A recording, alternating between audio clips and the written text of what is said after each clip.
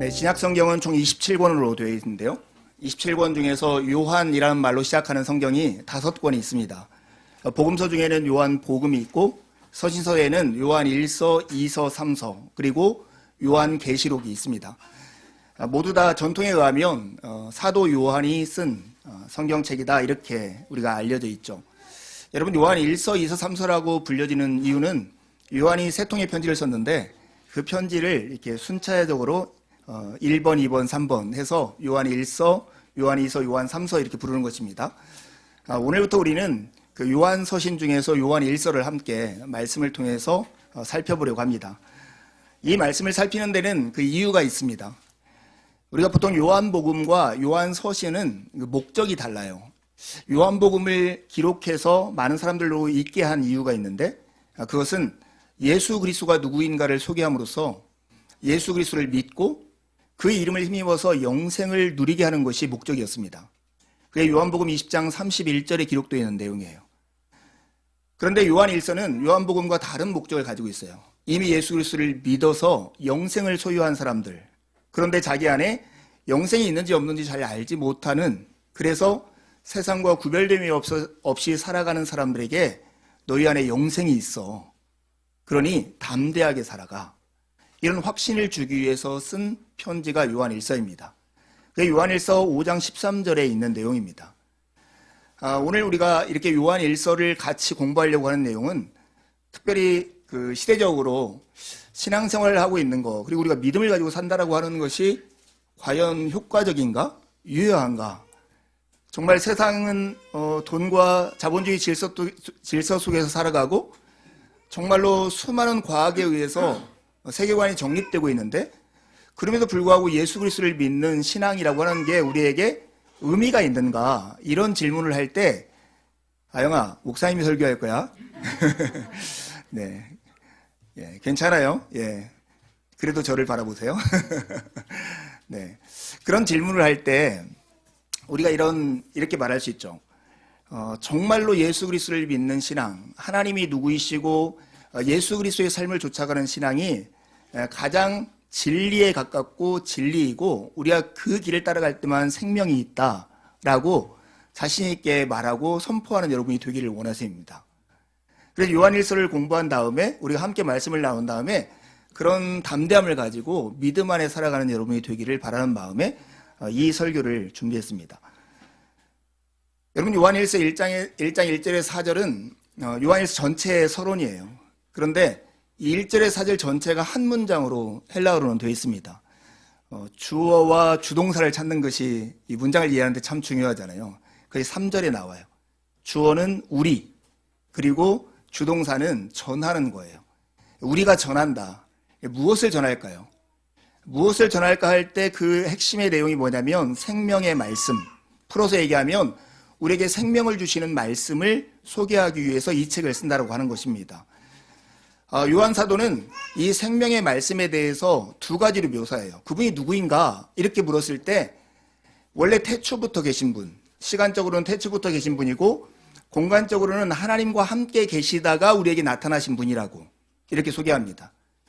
그리고 그래서 우리하고 어떤 관련이 있는가, 나타나셔서 어떤 관련이 있는가 할 때 우리가 눈으로 보고 귀로 듣고 우리가 주목하여 보고 손으로 만진 바 되신 분, 그냥 우리의 상상 속에 있는 어떤 분이 아니라 우리의 실제 생활 속에 들어와서 우리와 함께 공통의 경험을 하면서 우리의 친구가 되어주시고 우리와 함께 사시고 어떻게 살아가는 것이 믿음 안에 살아가신가를 보여주고 영생에 이르는 길인가를 우리에게 가르쳐 주신 그분, 그 영생의 말씀에 대해서 우리에게 소개한다고 그렇게 말합니다.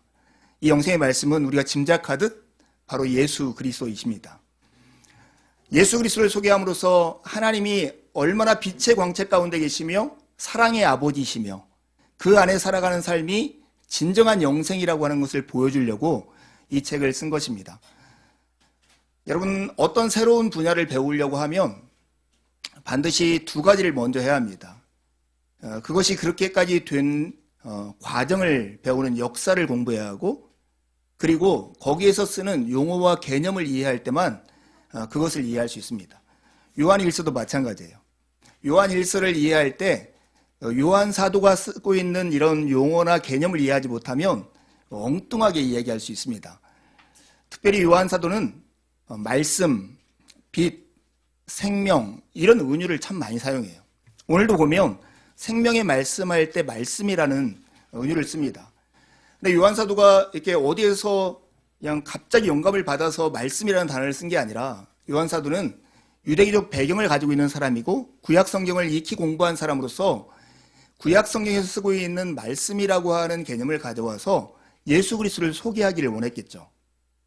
구약 성경에서 말씀이라고 하는 의미가 뭘까요?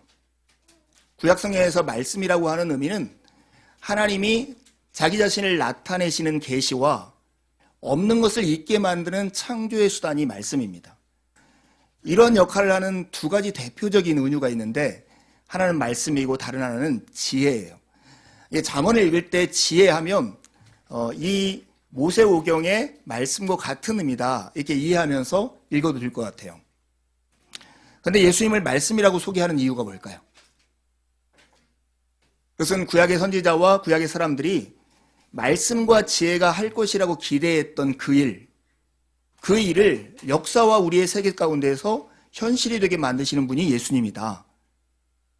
그래서 생명을 주어서 죽은 것을 살려내시고 어둠 가운데 있는 사람들에게 빛을 비추어서 하나님이 누구이시고 하나님께서 어떤 일을 하고 있는가를 우리에게 밝히 보여주려고 예수님께서 이 땅에 오셨다 이렇게 소개하는 것입니다. 창세기 1장 1절을 성경으로 들어가는 문턱이라고 주로 이렇게 얘기합니다. 창세기 1장 1절을 받아들이지 못하면 성경 전체를 받아들일 수 없다고 하는 거죠. 태초에 하나님이 천지를 창조하시니라. 근데 어떻게 창조하시냐면 사람들이 걸려 넘어지는 부분 중에 말씀을 통해서 창조하셨다는 것 때문에 걸려 넘어질 때가 참 많은 것 같아요. 여러분도 그러세요? 어떻게 말을 했는데 실제가 돼? 야 의자 너 이쪽 움직여 한다고 움직이지 않는데 어떻게 말로 천지를 창조했다고 그래? 이렇게 생각한다면 문학적 감수성이 한참 떨어지는 거겠죠. 제가 이게 생각을 해봤어요. 진짜 어떤 사람의 말 한마디가 우리가 살아가는 삶에서 현실이 되게 하고 그것도 끔찍한 현실이 되게 하는 경우가 정말로 많더라고요. 대표적으로 판사의 말. 판사의 판결 한마디로 어떤 사람은 자유를 얻고 어떤 사람은 감옥에 가더라고요. 말을 했더니 그렇게 되었더라. 이 문제는 뭐냐면 어떤 사람의 말이 실제가 되어지는 과정을 설명하는 게 아니라 그 판사가 하는 말에 그리고 판사가 가지고 있는 권위가 어떤 것인가를 우리에게 보여주는 것이죠. 대통령이라는 직위가 정말로 높은 직위더라고요. 제가 최근에 봤던 기사 중에 어떤 취업을 준비하고 있는 대학생들이 정말로 열심히 공부해서 들어가고 싶은 데가 공기업인데 공기업에서 20, 30년 동안 열심히 일을 해도 임원 되기가 참 어렵더라고요. 제 친구들 중에 제 나이 또래 되니까 임원이 되냐 그만두냐 이런 기로에 서 있는 친구들인데 대부분 다 안 되고 부장에서 그만두는 친구들이 참 많아요. 대통령이 되면 그런 임원 같은 자리 3,000명을 자기의 말 한마디로 임명할 수 있는 권력이 있더라고요. 대통령의 자리와 대통령의 권위는 자기의 말이 그런 현실이 되게 하는 거예요. 어떤 과정을 통해서 이렇게 묻지 않는 거예요. 하나님이 말씀으로 천지를 창조했다 하는 얘기는 하나님이 어떠한 과정, 말이라고 하는 수단을 통해서 창조하셨다 이것을 강조하는 말이 아닙니다. 하나님 말씀으로 천지를 창조했다는 것은 하나님에게 그러한 권위와 힘이 있다라고 하는 것을 증언하는 내용이에요. 하나님은 존재하는 모든 것에 최종적인 권위자이시고 우리를 다스리시는 분이십니다. 근데 예수 그리스도가 하나님의 그 말씀으로 이 땅에 오셨다라고 우리에게 선언합니다. 영원한 생명을 주시는 그리고 태초부터 하나님과 함께 계시다가 우리에게 나타나신 그 말씀 그것을 사람들은 눈으로 보고 귀로 듣고 주목하고 손으로 만진 바 되었다. 이렇게 시작합니다. 여러분 하나님의 말씀은 구약 성경부터 우리의 삶에 실제적인 변화를 가져오는 역할을 했습니다. 대표적으로 창세기 1장 1절 3절에 보면 원래 말씀이 있기 전에는 땅이 혼돈하고 공허했어요. 혼돈하다는 것은 질서가 없다는 것이고 공허하다는 것은 텅 비어 있었어요. 근데 하나님께서 빛이 있으라 말씀하시자 질서가 없던 곳에서 질서가 부여되고 텅 비었던 곳에 내용물이 채워지는 그런 현실이 나타난 것입니다. 이 땅에 말씀으로 오신 예수 그리스도는 우리의 무질서한 삶에 질서를 부여하시고 우리의 텅 빈 삶을 하나님의 것으로 채우시는 그 능력의 주님이신 것을 여러분들 믿으시길 바랍니다. 죽은 사람을 살리시며 없는 것을 있는 것이 되게 하시는 하나님께서 당신을 우리의 눈 앞에 이렇게 나타내신 것입니다. 그래서 우리가 보고 듣고 주목하여 만질 수 있는 방식으로, 그리고 우리의 시간과 공간 속에 들어오셔서 우리와 함께 친구로서 살기로 작정하셨습니다. 말씀을 준비하면서 사실은 이 사실, 주님께서 우리에게 나타나셨다는 이 사실이 저에게는 크게 무게로 다가왔어요. 어두워서 사람들 본능적으로 초월자를 찾고 자기의 한계를 벗어날 어떤 일들을 추구하지만 사람들이 하는 방법은 늘 추측하고 짐작하고 관찰하고 이해하는 것 뿐인데 그 방법으로는 감추었던 것을 알 수 있는 방법이 없는 거예요. 근데 오늘 하나님이 우리의 눈앞에 당신을 나타내셨다는 이 말이 마치 이렇게 베일이 덮여져 있는 그것을 베일을 확 젖혀버리고 걷어버리고 감춰진 그것을 우리에게 딱 보여주셨다 하는 의미로 제게 다가왔습니다. 특별히 모두가 죽음이라고 하는 현실을 비껴갈 수 없는 인간에게 하나님께서 그 말씀 안에 있는 생명을 통해서 죽은 자를 살려내는 능력으로 우리에게 다가왔다는 것이 제게 특별히 무게감 있게 다가왔습니다. 교회를 오래 다녀도 우리 안에 이런 복된 현실에 대해서 너무 익숙한 나머지 무시한 채 살아갈 수가 있습니다. 이런 감각을 일깨우지 아니하고 우리가 이것에 대해서 노력하지 않으면 이것들이 우리의 현실이 되지 않을 수 있는, 늘 우리 곁에 있지만 무시하고 살면서 우리는 없는 것처럼 여기며 살아갈 수 있다는 것을 기억해야 합니다. 여러분, 교회에서 함께 읽은 제이디 그리어의 먼저 기도라고 하는 책이 있는데요. 그 책에서 제가 꼭 기억하고 싶은 문장 하나가 그거였어요. 기도는 자라나는 근육이다. 자라나는 근육이다. 기도를 하면 할수록 기도를 할 수 있는 힘과 깊이가 달라진다는 거예요. 근데 기도뿐이겠습니까? 신앙도 예수 그리스도와의 교제도 자라나는 근육이다. 이렇게 말할 수 있습니다. 저희 집의 그 둘째는 고등학교 다닐 때까지 체력이 굉장히 안 좋았어요. 그리고 그 아빠의 나쁜 유전자를 받아가지고 이렇게 등치는 큰데 힘은 약하고 막 이렇게 지내면서 저희 부부에는 이 아이가 군대 가서 잘 적응할 수 있을까 이런 염려를 했었습니다. 이거 훈이의 비밀이긴 한데 군대를 입대할 때 지금은 아니니까 94kg의 몸 이렇게 입대를 했고 훈련소를 마칠 때쯤 한 78kg의 훈련소를 마쳤던 것 같아요.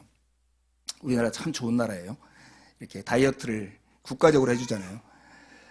그런데 훈이가 못하는 것 중에 하나가 팔굽혀펴기였어요. 팔굽혀펴기를 하나도 못하고 나는 못한다라고 생각했었어요. 근데 정말 하나님이 훈이를 도우셨던 것 같아요. 카투사에 지원을 했는데 그게 덜컹 된 거예요. 그런데 카투사에 복무를 하기 위해서는 3가지 기본 체력 테스트를 통과해야 돼요. 팔굽혀펴기, 그 다음에 윗몸 일으키기, 2마일 달리기. 그걸 통과하지 못하면 훈련소를 다시 교육받고 하는 거예요. 그러니까 그것이 확정된 날로부터 이제 팔굽혀펴기를 연습을 하기 시작하는 거예요. 하나도 못했고 나는 못한다 이렇게 생각했던 아이가 이렇게 하니까 지금 몇십 개도 걷더니 하는 그런 친구로 변해 있습니다. 몸이 저보다 힘이 세가지고 팔을 잡고 힘대결을 하면 제가 밀릴 정도가 되었습니다. 여러분, 우리 안에 하나님이 주신 영생이 있음에도 불구하고 우리에게 그 영생이 있다는 것을 알지 못한 채 살면 나는 못해. 나는 이 현실 앞에 세상과 타협하며 살 수밖에 없어. 세상의 말이 진리인 것 같아. 이렇게 살 수도 있다고 하는 것을 우리가 생각해야 합니다. 여러분, 우리 모두가 오늘 영생의 말씀이 우리 눈앞에 나타났다고 하는 이 사실을 직시하기 위해서 이 사실이 얼마나 복된가를 좀 더 깊이 이야기해 보려고 해요. 여러분, 오늘 이 영생의 말씀이 우리 눈앞에 나타났다고 하는 이 말씀을 요한복음에서는 요한복음 1장 14절에 이렇게 표현해요. 말씀이 육신이 되어 우리 가운데 거하셨다라고. 근데 박대영 목사님이라는 분이 이것을 사역을 했어요.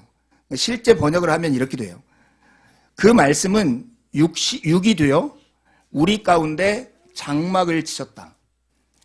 말씀이 육신이 되어서 우리 가운데 거한다. 이 말이 뭐냐면 이 말을 들은 구약의 배경을 가지고 있는 독자들의 입장에서는 그냥 말씀이 육신이 되어서 우리 옆에 사신다 이게 아니라 그들이 출애굽해서 광야에서 40년 동안 살 동안 이 장막 텐트를 치고 살았는데 12지파가 둥그렇게 동서남북으로 3지파씩 텐트를 치고 수경을 할 때 정가운데에 성막이 있었던 것처럼, 그래서 그 성막에서는 우리의 죄가 사함을 받고 하나님의 뜻이 무엇인가가 밝혀지고 하나님과 만남의 장소가 이어졌던 것처럼 예수 그리스도가 우리의 삶의 정중앙 가운데 와서 함께 사신다고, 그것이 바로 이 생명의 말씀이 우리 눈앞에 나타났다, 이 말을 뜻한다고 설명하고 있습니다.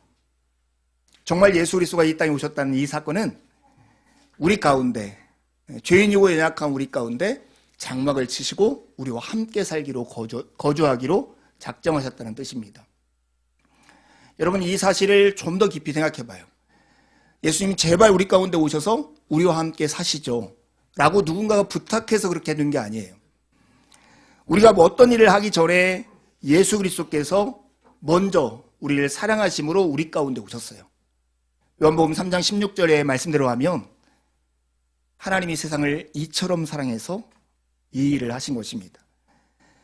그런데 그 높고 높은 왕이신 그리스도께서 우리 가운데 사시면서 화려한 궁전 가운데 사신 게 아니라 텐트 가운데 사시고, 그것도 5m, 10m밖에 안 되는 조그마한 방 속에 거주하셨다는 것을 생각해 보십시오. 실제로 예수님은 갈릴리의 촌동네 나사렛에 사시면서 가난한 집의 목수의 아들로 성장하시고 사람들에게 볼품없는 외모와 그 행동으로서 존경받지 못하면서 이 땅에 사셨습니다. 빌립보서의 표현대로 하면 우리의 모양대로, 사람의 모양대로 종의 형체를 가지고 이 땅에 와서 사셨다고 하는 것입니다. 그래서 우리는 손을 뻗으면 주님의 손을 만질 수 있고, 눈을 뜨면 주님을 볼 수 있고, 귀를 열면 주님의 목소리를 들을 수 있는 역사적인 사실을 소유하게 된 것입니다. 이렇게 우리에게 주어진 이 사실, 생명의 말씀이 우리 눈앞에 나타났다고 하는 이 사실이 정말 복음입니다. 우리에게는 새로운 세계가 열린 것입니다. 도무지 다가갈 수 없는 그리스도, 그분께 다가갈 수 있고, 그분과 교제할 수 있고, 그분을 통해서 생명을 얻을 수 있고, 그분을 통해서 하나님에 대해서 알지 못한 지식을 얻을 수 있는 길이 생긴 것입니다. 그렇다고 해서 모든 사람들이 이 생명의 빛으로 오신 예수 그리스도를 환영하는 것은 아닙니다. 요한복음 1장 9절부터 보면 참 빛이 있었다. 그 빛이 세상에 와서 모든 사람을 비추고 있다. 그는 세상에 계셨다. 세상이 그로 말미암아 생겨났는데도 세상은 그를 알아보지 못하였다. 그가 자기 땅에 오셨으나 그의 백성은 그를 맞아들이지 않았다. 이렇게 말씀합니다. 생명의 빛으로 예수 그리스도께서 우리의 모양대로 이 땅 가운데 우리에게 와서 손을 내밀고 계시지만 모든 사람들이 환영하고 있지는 않다는 것입니다. 처음 예수님이 이 땅에 오셨을 때도 마찬가지였어요. 예수님이 탄생했다는 소식을 듣고 동방에 있는 박사들은 예수님을 경배하기 위해서 그 먼 길을 떠나서 거기까지 왔습니다. 그들이 하는 말이 이겁니다. 우리가 그를 경배하러 왔노라. 우리가 그를 경배하러 왔노라. 목자들은 들판에서 천사들이 들려주는 예수 탄생의 소식을 듣고 뛰쳐나오면서 하나님을 찬양하죠. 그러나 모두가 이 목자들이나 아니면 동방박사들처럼 예수 그리스도를 환영한 것은 아니었어요. 그 당시 권력자이고 최고의 통치권자였던 헤롯 왕은 그와 반대로 아기를 찾는 이유가 죽이려는 것 때문이었습니다. 여러분, 빛이 왔으나 빛을 알아보지 못하고 빛을 거절했던 것처럼 헤롯과 같이 예수 그리스도를 거부하는 사람이 있고, 또한 동방박사나 목자들처럼 예수 그리스도를 환영하는 것은 지금도 여전히 계속되고 있는 현실입니다. 예수 그리스도에 대해서 누군가에게 소개하면 어떤 사람들은 그렇게 말하죠. 그래서 어쩌라고.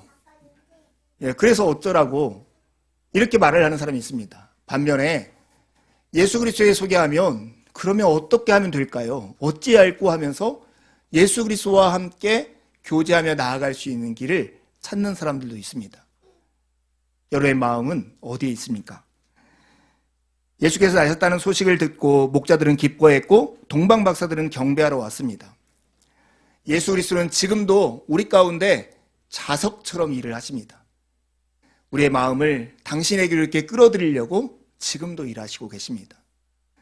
가까이 오셔서 당신께로 우리를 이끄시고 계십니다. 그리고 지금도 그분의 약속은 유효해서 그분에게 피하는 자에게는 하나님께서 복을 주십니다. 나는 예수가 필요하지 않아. 이렇게 말을 하는 사람도 우리 중에 있을지 모릅니다. 우리가 이번 주부터 함께 읽을 팀 켈러의 용서를 말하다 이 책에 보면 마가복음 2장에 나오는 중풍병자 이야기가 소개되어 있어요. 용서가 모든 사람에게 필요하다는 맥락에서 이 얘기를 하는데 설교를 준비하면서 이 이야기가 떠올랐습니다. 여러분 아시죠? 예수님이 가버나움이라는 동네에 사셨는데 예수님이 집에 있다는 소식을 듣고 정말로 많은 사람들이 이렇게 모여든 거예요. 그래서 문으로는 들어갈 수 없자 이게 지붕을 뜯고 중풍병에 걸린 사람을 이렇게 줄에 매달아서 예수님 밑으로 내렸어요. 그때 여러분도 그리고 그 장소에 있었던 사람들도 기대할 일은 예수님께서 이 병자의 몸에 손을 얹어서 이 사람이 낫는 것, 그런 것을 원하지 않았을까요? 그런데 예수님은 뜻밖의 이 중풍병자에게 내 죄 사함을 받았느니라 이렇게 말씀을 해요. 유대인들한테 이 말은 끔찍한 이야기였어요. 왜냐하면 죄를 사하는 권세가 하나님께만 있는데 예수님이 죄를 사한다고 말을 하니 이것은 예수님이 스스로를 하나님이라 말하는 격이 되어서 이걸 참남하다, 신성모독이라고 이렇게 항의를 하게 됩니다. 그때 예수님께서 그들에게 내가 이 땅에서 죄를 사하는 권세가 있음을 너에게 보여주려고 이렇게 말했다라고 예수님께서 말씀하시고 그 병자를 낫게 해요. 그런데 이 팀 켈러가 이 본문을 가지고 이렇게 얘기하는 거예요. 어쩌면 예수님의 이야기가 주변 사람들에게 이렇게 말한 것과 같을지 모른다는 거예요. 야, 내가 이 중풍병자의 병을 나아서 이 사람이 자유롭게 걷고 말하고 활동하면 진짜 행복하겠느냐? 니들 주변을 봐라. 다 멀쩡하게 걷고 말하고 행동하고 있는 사람들인데 이 사람들이 다 행복하게 보였냐? 우리나라식으로 하면 그렇게 하면 살림살이 좀 나아질까? 이렇게 묻는 것과 같다는 거예요. 우리에게 어떤 긴급한 필요들이 있잖아요. 자녀 때문에 기도하는 사람은 자녀가 긴급한 필요고 재정의 문제 때문에 어려운 분들은 재정의 문제가 긴급한 필요예요. 이 중풍병자의 중풍병처럼 모든 사람에게는 이것만 해결되면 내 삶은 더 이상 문제가 없을 거야 라고 생각하는, 이것 때문에 나는 지금 허덕이고 있어, 어려워, 이게 가장 중요한 문제야 라고 생각하는 것들이 있어요. 여러분에게는 어떤 문제가 그렇습니까? 근데 그 문제가 해결되면, 그 문제만 해결되면 모든 것이 해결될까요? 예수님은 그렇지 않다라고 말씀하시는 거죠. 내 죄 사함을 받았느니라. 하나님과의 관계가 온전해지지 않으면, 거룩하신 하나님 앞에 나아갈 수 있는 자격을 얻지 못하면, 하나님이 우리의 충만함의 원인이 되지 않으면 우리의 어떤 수고와 노력과 우리의 삶의 환경으로 우리는 다시 무엇인가를 갈망하는 자리 가운데 나아갈 수밖에 없는 것입니다. 어쩌면 우리가 열심히 찾는 것은 목말라 하는 사람이 탄산음료를 찾는 것과 다르지 않는 간구라고 하는 것을 우리가 기억해야 하는 것이죠. 우리 모두에게는 예수 그리스도가 필요합니다. 그분이 우리의 빵이 되어 그분을 우리가 먹을 때만, 그분을 믿을 때만 우리 안에는 진정한 만족이 있습니다. 다시는 목마르지 않는 그 현실 가운데 나아갈 수 있습니다. 우린 예수 그리스도를 소개받고 예수 그리스도를 알고 예수 그리스도를 영접한 사람들입니다. 그런데 참 짓궂은 것은 하나님께서 우리에게 은혜를 주신 것이, 구원을 주신 것이 오직 은혜로만 주셨다고 하는 거예요. 우리가 영생을 선물로 받은 것이 믿음을 통하여 받긴 했지만 그것이 은혜로 주어졌기 때문에 나 자신을 살펴보고 아무리 내 자신 안에서 이유를 찾아보려고 해도 내 자신 안에 이유가 없는 거예요. 그러다 보니 믿는 사람들 안에도 여전히 의심과 내가 정말 영생을 소유하고 있는가 하는 질문들을 갖고 살기 마련입니다. 정말 담대한 마음을 가지고 영생이 있음을 확신하고 살기다 하는 사람이 있다면 우리의 구원의 근거를 내 자신이 아니라 하나님께 두어야 하고 우리의 구원의 근거가 되시고 이유가 되시는 그 하나님과의 친밀한 교제가 계속되지 않는 한 우리는 늘 이런 의심과 불확신 속에서 살아가게 될 것입니다. 신앙은 예수 그리스도와의 사귐입니다. 우리에게 은혜로 손을 내미신 예수 그리스도의 손바닥에 우리의 손뼉을 마주치는 하이파이브와 같은 것이 신앙인 거예요. 오늘 여러분 요한 1서를 통해서 우리가 이 하나님의 사랑 안에 깊이 들어가기를 원하는데 시작하면서 그 사귐으로 나아가기 위해서 우리가 신앙에 대해서 가지고 있는 두 가지 선입관을 좀 바꾸는 일, 그것을 오늘 하면서 말씀을 마치려고 합니다. 그 첫 번째는 우리의 신앙은 하나님에 대한 관심이 아니라 하나님과의 관계라는 것입니다. 단순히 지적 호기심으로 그분을 알고자 하는 관심, 이해했어, 그런 것 같아 라고 하는 동의가 신앙이 아니라는 거예요. 그분과의 관계가 진짜 신앙입니다. 오늘 3절에 그래서 사도 요한이 이렇게 전하죠. 우리가 보고 들은 바를 너희에게 전함은 너희로 우리와 사귐이 있게 하려 합니다. 사도 요한의 관심이 뭐냐면 자신이 지금 누리고 있는 이 교제와 사귐 가운데 이 독자들도 참여해서 그 사귐을 누리도록 하는 것이 목적이라는 거예요. 신앙이 단순한 관심이 아니라 하나님과의 관계이기 때문에 그렇습니다. 세상에 혼자 할 수 없는 두 가지가 있다고 하잖아요.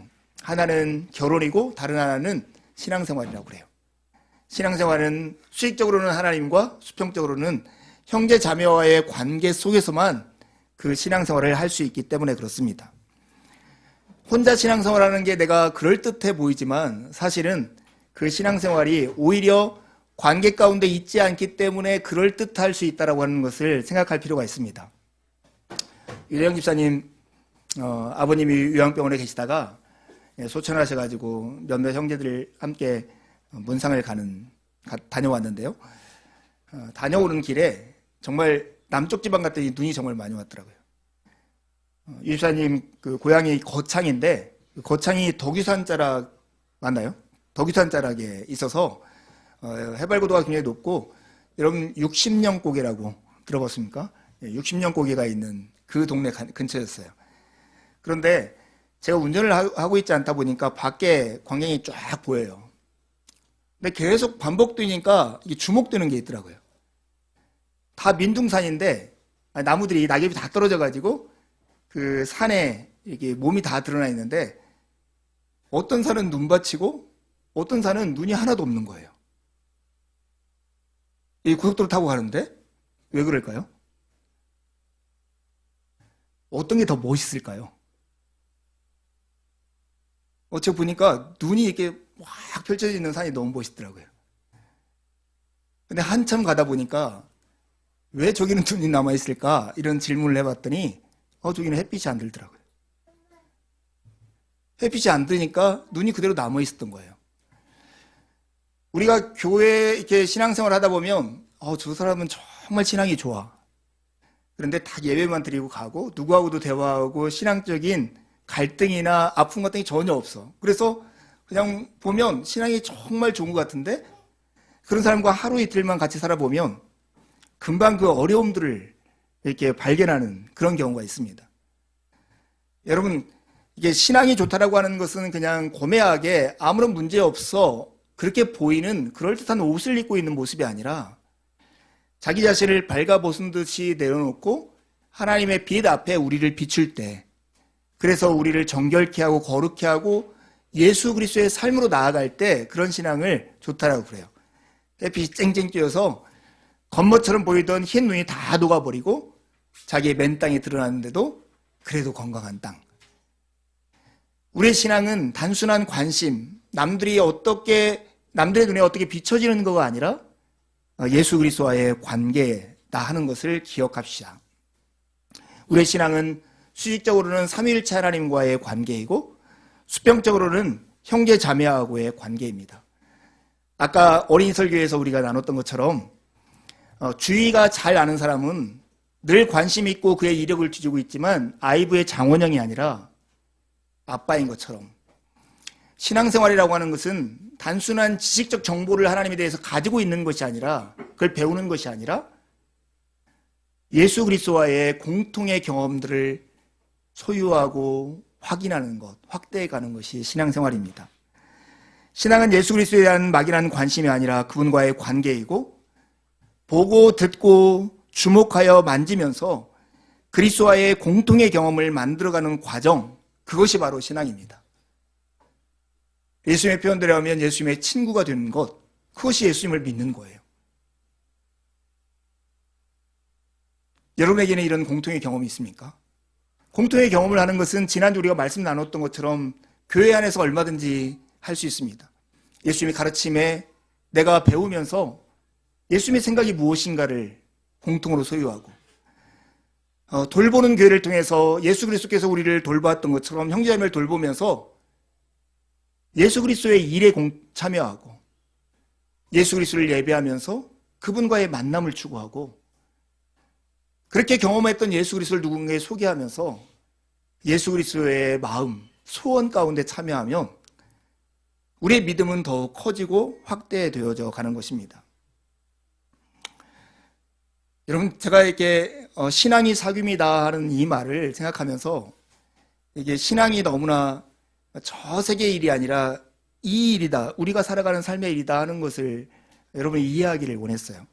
어떤 분이 그렇게 표현했는데 어떤 사람들은 신앙을 마치 신선 노름하듯 바람떡 먹고 구름똥 싸는 것처럼 신앙생활을 하는 사람도 있다는 거예요. 신선들이 하듯 저 멀리 있는 세계의 일처럼 신앙생활을 하는 경우가 있다는 거죠. 근데 그렇지 않아요. 신앙생활은 정말로 하나님과의 사귐, 그리스도와의 사귐입니다. 그 사귐의 깊이를 알려면 떠나보면 알아요. 예수 그리스도의 관계가 멀었을 때의 목마름, 그분이 내 기도에 응답하지 않을 때의 간절함, 그분의 뜻을 알지 못할 때의 혼란스러움, 이런 것들이 내 안에 그분을 그리워하고 있다는 아마 증거일 거예요. 가요 이야기해도 될까요? 제가 이렇게 좋아하는 노래 중에 하나가 그 넬이라고 하는 그룹의 기억을 걷는 시간이라는 노래가 있습니다. 젊은 사람들만 알 것 같은데. 근데 제가 이번 주 그 노래를 들으면서 가사를 생각했더니 가사가 이렇더라고요. 이것은 이별한 다음에 그 사람과 있었던 일들을 생각하는 거거든요. 이런 거예요. 아직도 너의 소리가 들고, 아직도 너의 손길을 느껴, 아직도 너의 모습이 보여, 아직도 너의 온기를 느껴, 오늘도 난 너의 시간 속에 살았어. 이거예요. 제가 이걸 하면서 이거 반대로 생각해 보면 누군가를 사귄다는 것은 이런 거죠. 뭐 거창한 일이 아니에요. 지금도 그 사람의 목소리를 듣고 그 친구를 보고 손길을 느끼고 온기를 느끼고 그냥 그 사람과 같은 시간 속에 살아가는 것, 그게 사귀는 거예요. 이런 믿음이라고 하는 것은 바람떡을 먹고 구름똥을 싸는 그런 상상 속에나 아니 우리의 머릿속에 있는 현실이 아니라 우리의 구체적인 삶, 아주 지독한 현실 속에서 이루어지는 것이 믿음입니다. 예수 그리스도와 사귀는 것, 예수 그리스도와의 공통적인 경험을 확대해가는 것이 믿음이에요. 그걸 소유한 사람을 믿는 사람이라고 말을 하는 것입니다. 신앙은 관심이 아니라 관계입니다. 또 하나 우리가 오해를 바로잡기를 원하는 것이 신앙에 대한 이런 거예요. 신앙은 고행이 아니라 여행이라고 하는 거예요. 믿음 생활하고 특히 열심히 믿으려고 하는 사람은 자기 절제, 자기 부인, 여기에 너무나 강박적인 마음이 생겨서 모든 것을 포기하면서 주님만 따라야 한다, 이런 마음이 들 때가 있어요. 그러지 않아도 돼요. 주님이 우리를 아시고 주님이 우리의 실력을 아세요. 그리고 주님은 기다려주시는 분이세요. 우리가 고행을 통해서 하나님께 원하는 것을 받아내도록 하나님께서는 우리를 그렇게 설계하지 않으셨어요. 우리를 하나님의 아버지라고 부르게 하고 우리를 자녀라고 말씀하신 하나님은 우리가 구하기 전에 우리가 있어야 할 것을 아시고 때를 따라 그것들을 채워주시는 분이세요. 그러니 우리에게 필요한 것은 고행이 아니라 그 아버지의 뜻을 가지고 아버지의 마음을 품고 예수 그리스도와 함께 걷는 여행이 필요한 것입니다. 그래서 오늘 4절의 사도 요한이 우리가 이것을 쓰면 우리의 기쁨이 충만하게 하려 합니다 이렇게 말씀해요. 이걸 좀 의역하면 이것을 씀으로써 우리 서로 간에 그 마음속에 기쁨이 차고 넘쳤으면 좋겠다 하는 마음으로 이 편지를 쓰고 있다고 하는 것입니다. 사랑의 교제를 하면 예수 그리스도와 함께 하나님을 향해 가는 여행길이 우리의 믿음의 삶인데 그 속에서 사귐이 이루어지면 우리 안에 맺어지는 열매가 바로 기쁨이라고 하는 것입니다. 가지가 포도나무에 붙어 있으면 열매를 맺듯 우리가 그리스도와 그의 몸인 공동체 안에 속해 있어서 예수 그리스도가 우리에게 행하신 것처럼 우리가 서로에게 행할 때 우리에게 당연하게 맺히는 열매가 바로 기쁨인 것입니다. 사랑하는 여러분, 신앙은 예수 그리스도와 함께하는 여행입니다. 예수께서 걸어가신 발자국을 따라 형제 자매들과 더불어 걷는 길입니다. 그 길을 걸을 때 우리 안에는 기쁨이 충만하게 될 것입니다. 신앙은 관심이 아니라 관계이고 고행이 아니라 여행입니다. 요한 1서는 하나님을 두 가지 은유를 통해서 소개합니다. 하나는 빛이고 하나는 사랑이에요. 빛 되신 하나님 안에 거하는 것이 신앙이고 사랑이신 아버지와 함께 살아가는 것이 신앙입니다.